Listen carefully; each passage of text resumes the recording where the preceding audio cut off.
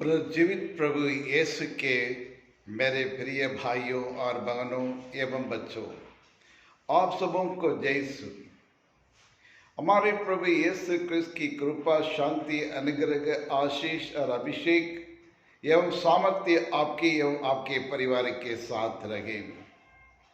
प्रिय विश्वासियों, आज ही हम पास्का काल का दूसरा इतवार में प्रवेश कर रहे हैं और आज के इस पास्का के दूसरा इतवार को माता कलीसिया डिवाइन मर्सी संडे के रूप में मनाती है। यानी पास्का रविवार के दूसरे और रविवार को या इतवार को और डिवाइन मर्सी संडे यानी और प्रभु के और दया का और इतवार या रविवार के रूप में मना रही है। जी हाँ, कृष्ण में प्यारे भाइयों और बहनों, दया का महा उत्सव यानी प्रभु यीशु के करुणा का महा उत्सव और आज सारी दुनिया में और मनाई जा रही है। जी हाँ, कृष्ण में प्यारे भाइयों और बहनों, हम अच्छी तरह से जानते हैं इस संसार में कोई भी मनुष्य और एक मनुष्य अपने जीवन बिताने के लिए और सुखदायी और आरामदायक एक जीवन बिताने के लिए और तीन चीज की जरूरत होती है और उसी को हम कहते हैं बुनियादी चीज है। यानी the basic needs of every human being is roti, kapda, makaan. ये अत्यंत आवश्यक है। भले कितना भी बड़ा आदमी क्यों ना है या छोटा आदमी क्यों ना हो, लेकिन हर एक व्यक्ति के लिए कम से कम मिनिमम और रोटी, मकान, कपड़ा की जरूरत होती है। जब रोटी, मकान, कपड़ा मिलने के बाद वो मनुष्य अकेला जीवन यापन नहीं कर सकते हैं। Man is not an isolated human being, वह एक सोशल एनिमल और ये सामूहिक प्राणी है। इसलिए समाज चाहिए, परिवार चाहिए, देश चाहिए जहाँ जिनके और दूसरे के ऊपर वो निर्भर कर सकते हैं और जिनसे उनकी मदद मिल सकती है, सहायता मिल सकती है। इसलिए समाज चाहिए, समाज की ज़रूरत है, परिवार की ज़रूरत है। और ये हर एक परिवार एक छोटी सी कलीसिया कहा जाता है और मनुष्य वो अकेला जीवन यापन नहीं कर सकते हैं और इसलिए उसके लिए परिवार की ज़रूरत है। जब परिवार भी अकेला नहीं रह सकता है, इसलिए समाज की ज़रूरत है, धर्म की ज़रूरत होती है। जी हाँ, कृष्ण में प्यारे भाइयों और बहनों, लेकिन इस पारिवारिक जीवन यापन करने के लिए या सामाजिक जीवन बिताने के लिए और एक अनुशासित तरीके से अपने जीवन को बिताने के लिए उनके कुछ नियम कानून की जरूरत पड़ती है। इसलिए हर समाज में और हर परिवार में कुछ नियम है, कानून है और उसको फॉलो करना है। लेकिन जब समाज में रहने लगेंगे तो वहाँ एक अनुशासित जीवन बिताने के लिए कुछ नियम और कानून है और एक कुछ मूल्य है, कुछ नैतिक मूल्य है। उस नैतिक मूल्यों को पालन करना बहुत अनिवार्य है। और जिस देश में या जिस समाज में, जिस परिवार में ये नैतिक मूल्य को नहीं अपनाते हैं, उसको पालन नहीं करते हैं, फिर उसका परिणाम बहुत बुरा हो जाता है। और जहाँ दया और करुणा और अनुकंपा, एक समाधान की जरूरत होती है और वहाँ ये सब होना ही है। और जहाँ ये नहीं है और वहाँ फिर हमें ये देखने को मिलता है कि लड़ाई झगड़ा, मारपीट, खून खराबी, अन्याय और अत्याचार और उसके अलावा उसके बलात्कार और अनेक विभिन्न प्रकार की और ये बुरी शक्तियाँ वहाँ आ जाती है और बुरे काम होने लगते हैं। जी हाँ, कृष्ण में प्यारे भाइयों और बहनों, आज और सारी दुनिया और इतनी रफ्तार से हर क्षेत्र में और ये विकास होते जा रही है। या दुनिया के हर चीज में या फिर मानव जीवन के हर क्षेत्र में अनेक प्रकार की उन्नति और विकास हो रहा है। साइंस एंड टेक्नोलॉजी ने जो मनुष्य के लिए असंभव था, उनको सब बड़ी आसानी से और उनको करने की और उन्हें एक मार्ग दिखा दिया, रास्ता दिखा दिया। साइंस एंड टेक्नोलॉजी में डेवलप होने के कारण आज हर चीज से बड़ी आसानी से उसकी मुट्ठी में मिल जाती है। जी हाँ क्रिस्त में प्यारे भाई और बहनों, यानी मनुष्य का दिमाग का विकास बहुत रफ्तार से और बढ़ते जा रहा है, लेकिन इंसानियत और मानवता धीरे धीरे कम होते जा रहे हैं। आज समाज में देखिए या परिवार में देखिए या देश में देखिए, कोई मनुष्य दूसरे की चिंता नहीं करते, दूसरे की परवाह नहीं करते हैं, अपनी स्वयं के बारे में सोचते हैं। मैं और मेरा परिवार तक सीमित रहता है, यानी दूसरों के प्रति और किसी प्रकार की उनकी भावना नहीं है, सहानुभूति नहीं है, और किसी पर दया नहीं करते, और किसी के दुख तकलीफ को अपना दुख तकलीफ के समान उसको मानने के लिए, स्वीकार करने के लिए भी तैयार नहीं है। जी हाँ क्रिस्त में प्यारे भाई और बहनों, और इसलिए इस संदर्भ में और संत पापा फ्रांसिस ने और 2016 में उन्होंने और डिक्लेयर किया द ईयर ऑफ मर्सी, यानी करुणा का वर्ष, दया का वर्ष के रूप में घोषित किया है। संत पापा ने कहा, जब तक हम ईश्वर की कृपा को प्राप्त नहीं करेंगे तब तक मानव जाति को मुक्ति नहीं मिल सकती है। हम सबके लिए इस संसार में एक जीवन यापन करने के लिए, एक अच्छे आध्यात्मिक जीवन बिताने के लिए, खुशीमय आनंदमय जीवन बिताते हुए समूचे परिवार को, समाज को एक साथ ले चलने के लिए एकता की जरूरत है, भाईचारे की जरूरत है, इंसानियत और मानवता की जरूरत है, और इसलिए उसे और ईश्वर की कृपा पर निर्भर करना बहुत जरूरी है। वो दया और करुणा, अनुकंपा कितनी बड़ी चीज होती है प्रिय विश्वासियों, और ईश्वर के द्वारा हम ये प्राप्त करते हैं। और इसलिए संत पापा कहते हैं हर एक मनुष्य, हर एक मानव में, हर एक मानव के हृदय में दया और करुणा, अनुकंपा होना अनिवार्य है, जिसके बिना हम एक शांतिमय आनंदमय जीवन नहीं बिता सकते हैं। समाज में जीवन अच्छी तरह से और हम जीवन यापन नहीं कर सकते हैं। और इसलिए हर एक व्यक्ति और ईश्वर की दया को प्राप्त करना है। प्राप्त करने के बाद ही has to become the person of the mercy. हमें से हर एक व्यक्ति दयालु बनना बहुत जरूरी है। जैसे बाइबल कहती है, सर लूका सुसमाचार 6:36 कहता है, जैसे तुम्हारा ईश्वर प्रभु, जैसे ईश्वर दयालु होगा वैसे तुम भी दयालु बनो। बी परफेक्ट जैसे हेवनली फादर इज परफेक्ट। यानी हम में से हर एक व्यक्ति दयालु बनना बहुत जरूरी है, तभी ही हमारा आध्यात्मिक जीवन या फिर पारिवारिक जीवन और स्मूथली हम आगे बढ़ सकते हैं। जी हाँ क्रिस्त में प्यारे भाइयों और बहनों, लेकिन ये दया की, और ये दया क्या है, और ये दया की परिभाषा पूछे तो हम क्या बताएंगे? And the mercy is the language of heart. The mercy is the language of love.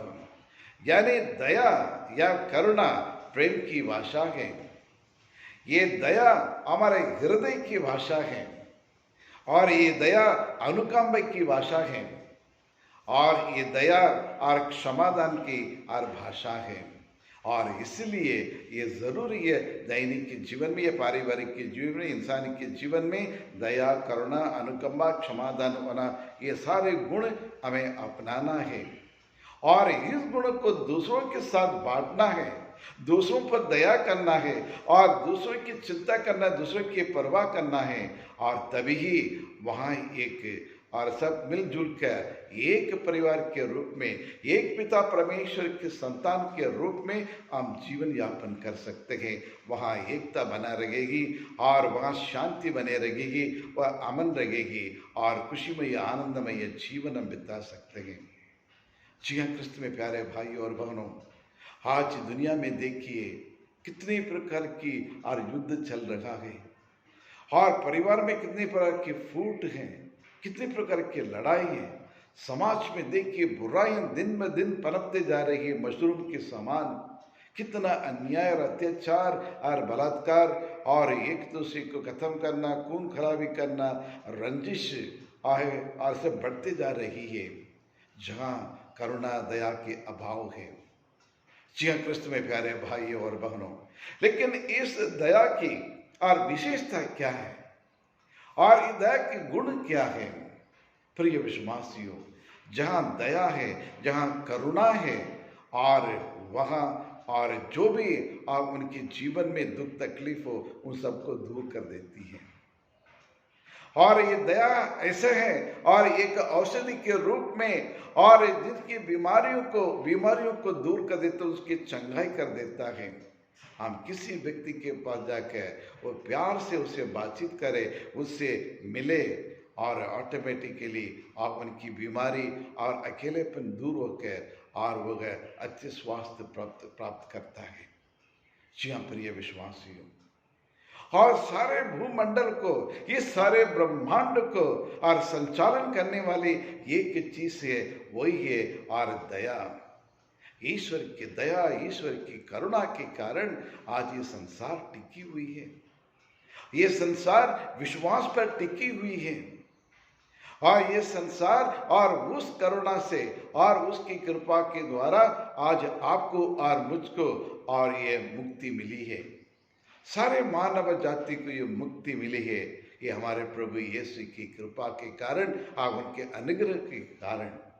और इसलिए हमारे दैनिक के जीवन में, पारिवारिक के जीवन में इस दया की सख्त जरूरत है। इसलिए संत पापा ने 2016 में उन्हें घोषित किया था द ईयर ऑफ मर्सी। प्रिय विश्वासियों, तो इसलिए और इसके संक्षेप में यदि कहा जाए, और 3 प्रकार की विशेषताएं और इस दया की। सर्वप्रथम, the gods mercy is transformative, यानी ईश्वर की कृपा या ईश्वर की और दया और ये परिवर्तनकारी है। यानी ईश्वर की दया और करुणा मनुष्य में कुछ परिवर्तन लाना बहुत जरूरी है। और जो व्यक्ति दया करते हैं या करुणा दिखाते हैं और दूसरों की परवाह करते हैं, उनके जीवन में बदलाव आता है, उनकी सोच में बदलाव आ जाता है, विचार में बदलाव आ जाता है। प्रिय विश्वासियों, हम देखिए आदि में जब मूसा और सिनाई पर्वत पर जाकर और यावे से और उन्हें वहां जाके उसे उनकी ईश्वर के साथ रखने लगे और उनकी तपस्या करने लगे, प्रार्थना करने लगे, और यावे का दर्शन हुआ। दर्शन पाने के बाद उनके चेहरे में और चमक आ गया और उसको रूप रंग में बदलाव आया, उनके गुण में बदलाव आया और उनके कैरेक्टर में बदलाव आया, और एक नया और एक व्यक्ति, एक भक्तजन बन गए थे। और उसके बाद हम देखिए प्रभु यीशु के वो 11 चेले, और प्रभु यीशु के मरने के बाद भयभीत होकर सब भाग गए थे, हिम्मत हार गए और उनमें कोई धैर्य साहस नहीं था। लेकिन पुनर्जीवित प्रभु यीशु को बार और प्रभु का दर्शन पाने के बाद, जैसे आज के सुसमाचार हमने देखा, और थॉमस और प्रभु यीशु को और उसके गांव को देखने के बाद उनका विश्वास और दृढ़ हो गया था, और एक अटूट मेरे परमेश्वर, मेरे ईश्वर, मेरे प्रभु कहकर ईश्वर को और प्रभु यीशु को ईश्वर का दर्जा उन्हें दे दिया। ये विश्वास वो ईश्वर की कृपा के कारण, ईश्वर की दया के कारण उनको यह अनुभव मिला। और उसी प्रकार ये पूरे शिष्य और प्रभु यीशु से वो दया और करुणा प्राप्त करने के बाद उनके जीवन में टोटल चेंजेस आया, बदलाव आया। प्रभु यीशु के लिए मर मिटने के लिए तैयार है, दुनिया के कोने कोने में जाकर सुसमाचार को फैलाने के लिए, सुसमाचार के मूल्यों को और प्रचार करने के लिए निडर होकर वह निकल पड़े। आज जिसका परिणाम आज सारी दुनिया में अधिक संख्या में और ईसाई धर्म में। जी हाँ क्रिस्त में प्यारे भाइयों और बहनों, और इतना ये सकेयु एक पापी था और उनका जीवन आचरण अच्छा नहीं था, लेकिन जब प्रभु यीशु की दया की दृष्टि उनके ऊपर पड़ी, टोटल चेंजेस आ गया, एक नया व्यक्ति बन गया। और जेरिको में उन्हें देखा बर्तिमेयू और एक ब्लाइंड मैन, ये अंधे व्यक्ति, और उसी के ऊपर प्रभु यीशु की दया की दृष्टि पड़ी और उनके जीवन में बदलाव आ गया। ऐसे पूरे, और हम देखने को हमें मिलेगा कि बाइबल में कई लोग और ईश्वर की दया पाकर their whole life was transformed. जी हाँ, क्रिस्त में प्यारे भाइयों और बहनों, और दया का दूसरा एक विशेषता है, और वो है, and it is self, God's mercy is self sacrificing, यानी ईश्वर की दया और आत्मीय त्याग करने वाली है। जी हाँ प्रिय विश्वासियों, प्रभु यीशु क्रिस्त सारे इस संसार को, मानव जाति को बचाने के लिए दया और करुणा दिखाने की जरूरत थी। और जिस व्यक्ति को, जिसके जीवन को आगे बढ़ने के लिए सिर्फ हमारे कहने से मात्र नहीं, कथनी से मात्र नहीं, करने में भी और उतरना बहुत जरूरी है। जो हम कहते हैं उसको कर दिखाना बहुत जरूरी है। प्रभु यीशु क्रिस्त ने और आपको और मुझको मुक्ति देने के लिए, और वो स्वर्ग से नीचे संसार में आना पड़ा, नम्रता को अपनाना पड़ा, विनम्र नम्र बनकर, और हमारी सेवा करने के लिए संसार में आए। और फिलिपियों के नाम संत पौलुस का पत्र अध्याय 2 और पूरे चैप्टर 2 पढ़ के देखिए। वह ईश्वर थे, वह ईश्वर के बराबरी कर सकते थे, लेकिन उनके ईश्वर के साथ बराबरी नहीं करते थे। उनके पास सब कुछ अधिकार था, लेकिन अपनी बराबरी नहीं किया, और मानव धारण लेकर दास बनकर इस संसार में आए, मरण तक, क्रूस मरण तक, और नम्र बने रहे, दासी बने, एक साधारण मामूली इंसान के समान रहकर अपने जीवन को समर्पित किया और कुर्बान किया, ताकि आपको और मुझको, सारी मानव जाति को और मुक्ति मिल सके। और ये सेल्फ सैक्रिफाइसिंग गॉड्स मर्सी, क्या आज परिवार के लिए या समाज के लिए और अपने रिश्तेदारों के लिए इस प्रकार हम सैक्रिफाइस करने के लिए तैयार हैं? जी हाँ क्रिस्त में प्यारे भाइयों और बहनों, और तीसरा, और गॉड्स मर्सी का एक तीसरा एक गुण जो है, और वह है, और गॉड्स मर्सी ट्रांसिट्स एंड बाउंड्रीज, यानी ईश्वर की दया सारे बंधनों को तोड़ देती है और सारे समस्याओं को दूर कर देती है। और ईश्वर की दया और करुणा जहाँ रहती है, वहाँ किसी प्रकार की भेदभाव और पक्षपात नहीं होने देते हैं। और इसमें और ना कोई बड़े अमीर है, ये गरीब है, एक लाचार करके कोई भेदभाव नहीं, सब एक ही ईश्वर के संतान हैं, प्रभु यीशु के भाई बहन हैं, क्रिस्तीय हो या गैर क्रिस्तीय हो, किसी भी धर्म का क्यों ना, किसी भी जाति का क्यों ना हो, लेकिन कोई इसमें विभाजन नहीं है।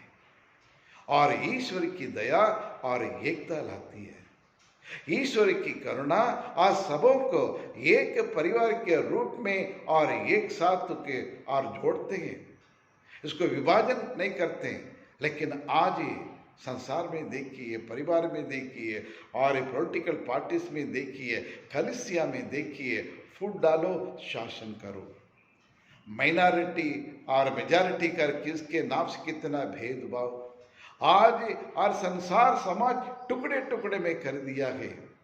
कलीसिया में भी और दुखी की बात है, इस प्रकार के विभाजन होते जा रहा है, पक्षपात भेदभाव किया जाता है, भाषा के नाम से, संस्कृत के नाम से, और संज्ञा के नाम से, और उनके कल्चर के नाम से, भाषा के नाम से, राज्य के नाम से, अनेक प्रकार के राइट्स के नाम से कितने विभाजन हो रहे हैं। कहाँ है एकता? एक मेजॉरिटी, इसलिए मेजॉरिटी जो कहते हैं वही करेंगे, ये माइनॉरिटी उनको ऐसे रखेंगे।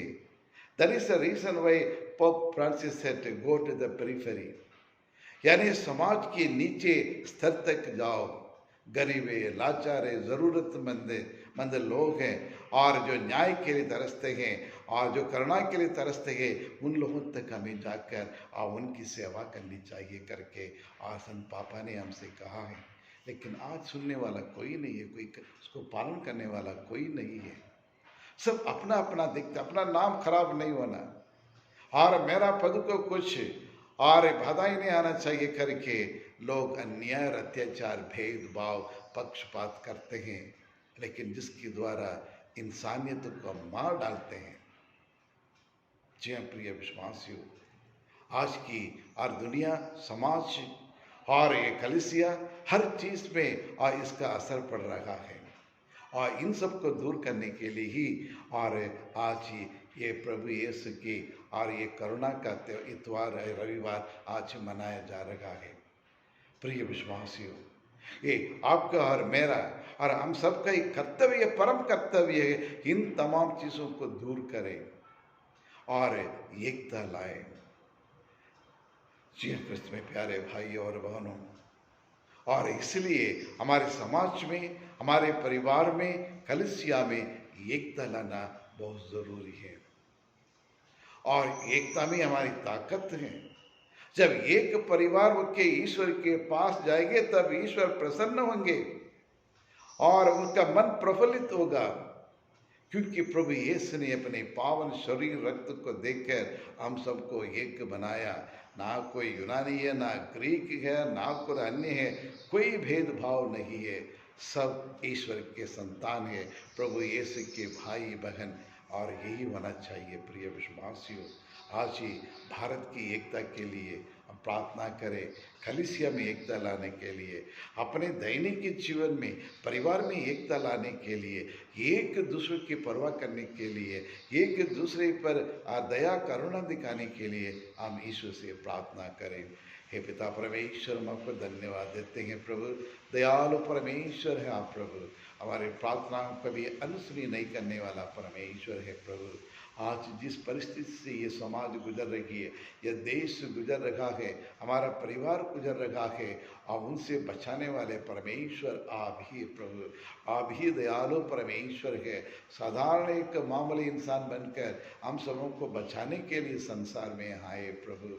आज हमारे देश में, हमारे परिवार में, हमारे कलीसिया में एकता बना रखने के लिए हमें कृपा दे, आशीष दे, और साथ साथ ये गुण हमें दे प्रभु, ताकि हम एक दूसरे को क्षमा कर सके, एक दूसरे को अपने भाई बहन के रूप में उन्हें स्वीकार कर सके, और उनके लिए, उनके जीवन के लिए, जीवन की उन्नति के लिए हम अपनी इच्छाओं को त्याग कर सके, और अपने पद के लिए नहीं, और अपने पद की मोह के लिए नहीं, और अपने स्वार्थी के लिए नहीं, अपने लिए ना जिए बल्कि दूसरों के लिए जिए, और दूसरों की सेवा करने के लिए हम अपने आप को त्याग करने की और वह इच्छा शक्ति हमें प्रदान करे।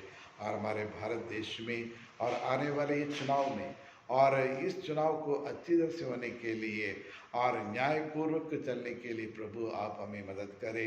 हर एक के और नागरिक को अच्छे सबूत उन्हें प्रदान करें प्रभु, ताकि वो अच्छे डिसीजन ले सके, निर्णय ले सके, और साथ साथ जो अनेक प्रकार की बीमारियों से पीड़ित है, उन सब रोगियों पर अपने विशेष हाथ रखकर, चंगाई के हाथ रखकर उन्हें चंगाई उन्हें प्रदान करे। जो पढ़ाई शुरू किए हैं और ये नए सत्र में, और उनकी पढ़ाई करने के लिए छात्र छात्राओं को आशीष अनुग्रह एवं ज्ञान विवेक उन्हें प्रदान करे प्रभु। और हम में से हर एक व्यक्ति जो कार्य प्रारंभ कर रहे हैं ये नए साल में और इन नए सत्र में, हर एक काम में सफलता प्रदान करे, हर एक कोशिश और सफल होने की अपनी कृपा, आशीष, अनुग्रह, बरकत हमें प्रदान करे। ये प्रार्थना करते हैं हमारे प्रभु यीशु क्रिस्त के द्वारा। आमीन, आमीन।